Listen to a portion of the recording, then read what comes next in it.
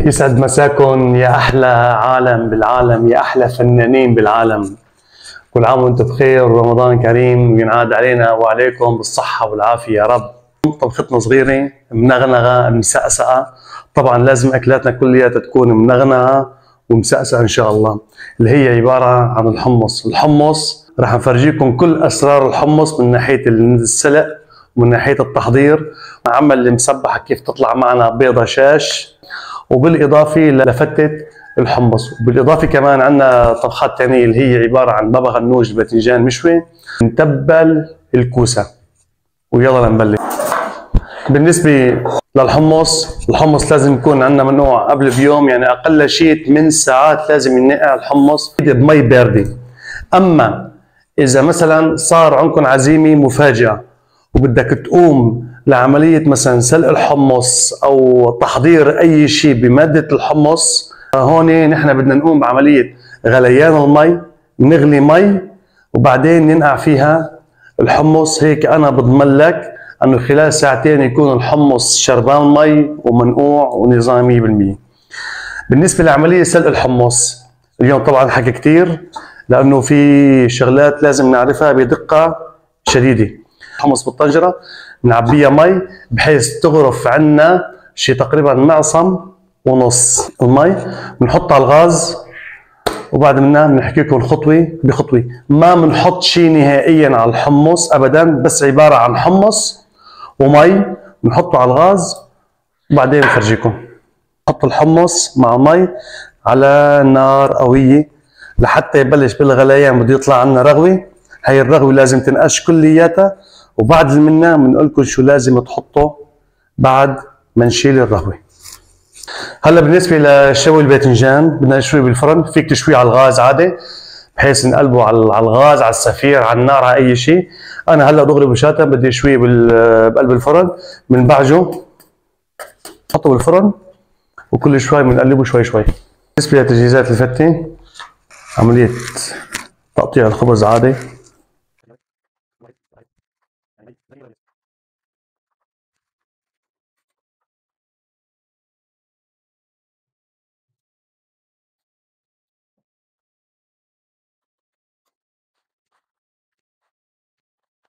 هلا بالنسبه لمتبل الكوسه، بنشيل الراس والذنب، بدنا نقطعها بعمليه دوائر بحيث ما تكون سميكه. بهالسماكه هاي لازم تكون رفيعه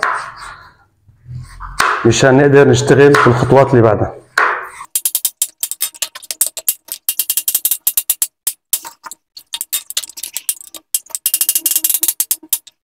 بدنا نرش عليهم ملح مشان تطلع المي بقلبهم مشان ما يغبوا معنا زيت. احبابي، بالنسبه لسلق الحمص، بس لنشيل الرغوه البيضاء عنه، من بعدها لازم ينحط ماده اسمها الالو، موجوده عند اي عطار، عند اي بياع اسماني، عند اي سوبر ماركت.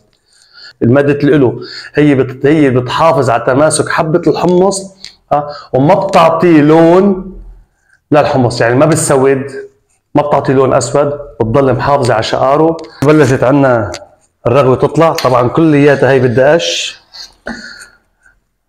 حبايب القلب، انا عم بقول لكم على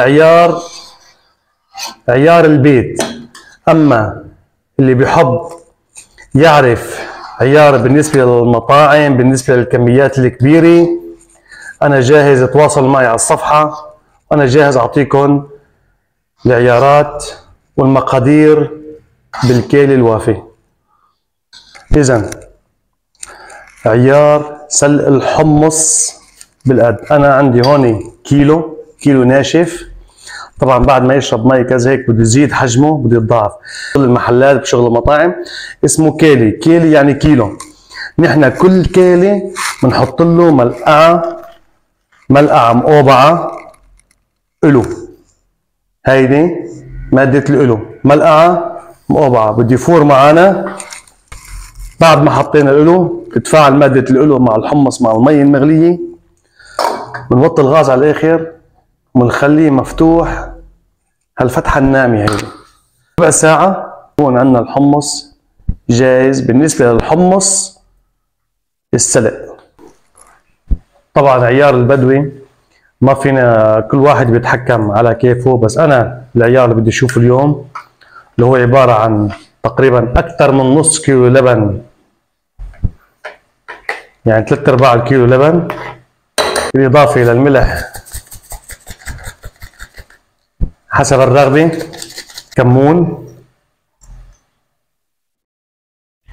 فلفل أسود نص ملعقة، فليفلة حمراء نص ملعقة، ثوم مهروس تقريبا شي ملعقة،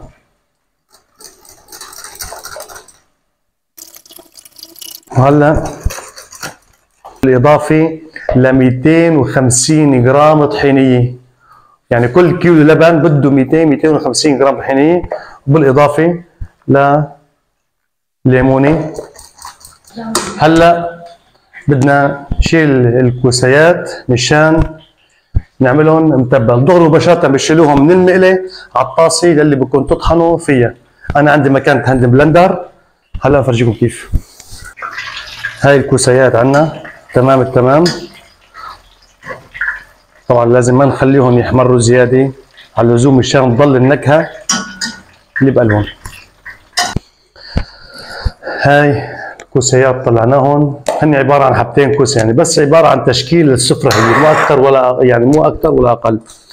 بنحط لهم شوية ملح، شوية فلفل أسود شوي، وشوية فليفلة حمراء، نص ملعقة ثوم،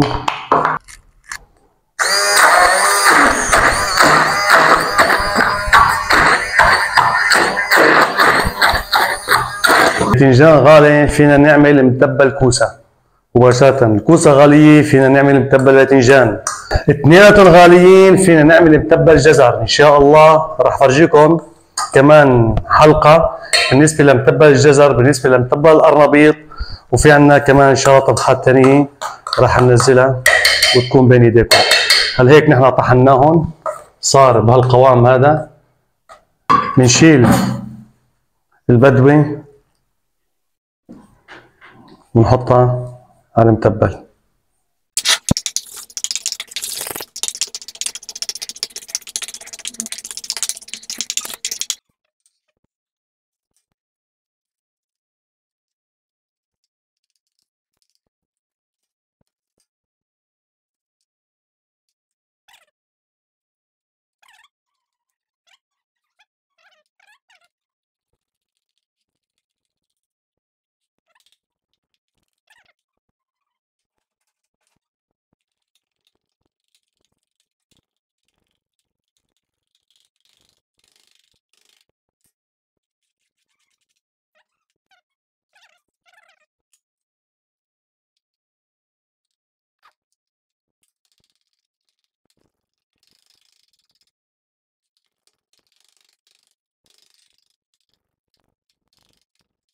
هلا الحمص بطحينية، سلقنا الحمص.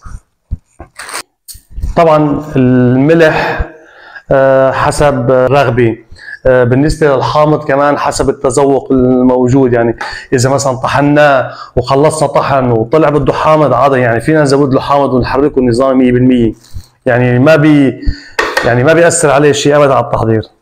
طبعا حمض الليمون وملح.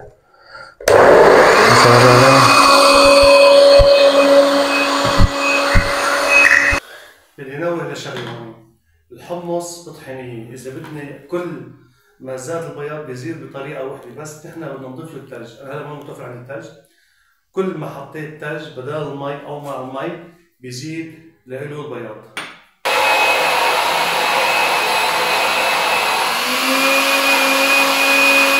بالنسبه للبياض ما شاء الله قوامه ممتاز. هلا بدنا نطبق بابا غنوج، ثوم، ملح، كمون ناعم، فلفل اسود، سماق حمراء، ذرة وفليفلة حلوة وبقدونس. هلا نحركهم. زيت زيتون. بصوا انا ما حطيت حامض، انا حاطط حامض مع الثوم. هلا جينا للرئيسة اللي هي الفتة. الفتة عندنا هون خطة كثير أساسية ومهمة لكل مدام أو ست أو شاب بيعمل فتة، اللي هي كالتالي. أول شيء أهم شيء رشة الكمون على الخبز اليابس قبل ما نحط شيء أبدا. الكمون هو اللي بيعطي نكهة الفتة الأصلية. وتاني شيء الحامض والثوم ونحطهم على الخبز. الثوم مشان تتعشق البهارات بقلبهم. نمد الحمص اللي سلقناه وبعد منه بنحط، واخر شيء بنحط الطراطور.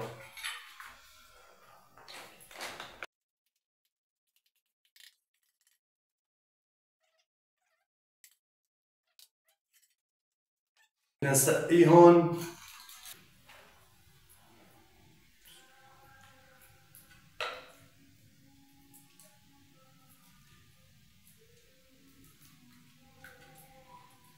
سقسقني يا غالي.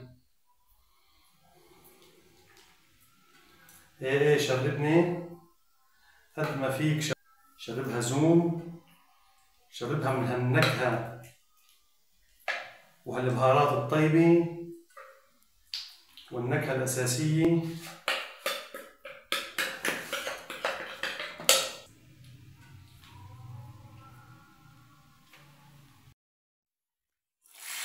وهي الطشة